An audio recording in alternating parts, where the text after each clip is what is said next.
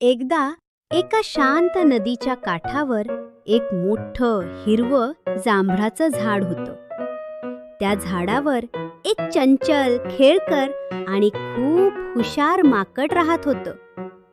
त्या झाडाला रोज गोड रसाळ जांभळे लागत असत. माकड दिवसभर जांभळे खात, उड्या मारत आणि आनंदाने गाणी गात बसायचं. नदीत एक मगर राहत होता. तो पाण्यात हळूहळू फिरत असायचा. एक दिवस माकडाने त्याला पाहिलं आणि हसत म्हणालं, "अरे मित्रा, इतका शांत का आहेस? भूक लागली आहे का?" मगर म्हणाला, "हो, खूप भूक लागली आहे, पण काहीच मिळत नाही." माकड लगेच म्हणालं, "थांब, मी तुला जांभळे तोडून देतो." माकड झाडावर चढलं आणि गोड गोड जांभळे तोडून खाली टाकू लागलं. मगराने ती खाल्ली आणि आनंदाने म्हणाला, "वा, ही तर खूपच गोड आहेत." त्या दिवसापासून मगर रोज तिथे येऊ लागला. माकड त्याला रोज जांभळे देऊ लागलं. हळूहळू दोघांची खूप चांगली मैत्री झाली. ते रोज गप्पा मारायचे आणि खूप मजा करायचे. एक दिवस मगर काही जांभळे आपल्या पत्नीला घेऊन गेला. ती जांभळे खाऊन खूप खुश झाली. ती म्हणाली, "ही जांभळे इतकी गोड आहेत, तर रोज ती खाणाऱ्या त्या माकडाचं हृदय किती गोड असेल. मला त्या माकडाचं हृदय खायचं आहे." मगर घाबरला. तो म्हणाला, "तो माझा मित्र आहे, मी असं करू शकत नाही."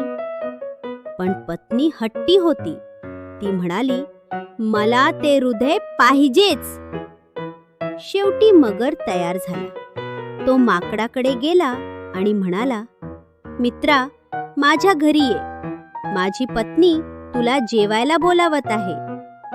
माकड आनंदाने तयार झाला. तो मगराच्या पाठीवर बसला आणि नदीत निघाले. नदीच्या मध्यभागी पोचल्यावर मगर म्हणाला, "मित्रा, मला खरं सांगायचं आहे." आणि त्याने सगळं सांगितलं. माकड थोडा घाबरलं, पण लगेच स्वतःला सावरलं. माकड खूप हुशार होतं. त्याने लगेच बुद्धी लढवली. तो मनात म्हणाला, आता काहीतरी उपाय करायलाच हवा. तो शांतपणे म्हणाला, "अरे मित्रा, तू आधी का नाही सांगितलं? माझं हृदय तर मी झाडावरच ठेवून आलो आहे. चल, परत जाऊया, मी ते घेऊन येतो." मगराला ते खरं वाटलं. तो लगेच किनाऱ्याकडे वळला. किनाऱ्यावर पोचताच माकड पटकन उडी मारून झाडावर चढलं आणि वरून मोठ्याने हसत म्हणालं, "अरे मूर्ख मगरा, हृदय कधी शरीराबाहेर असतं का?" तो पुढे म्हणाला, "तू मैत्रीच्या नावावर मला फसवलंस आणि आजपासून आपली मैत्री संपली. जा, आता तुला जांभळे मिळणार नाहीत." मगर लाजला. तो शांतपणे पाण्यात परत गेला.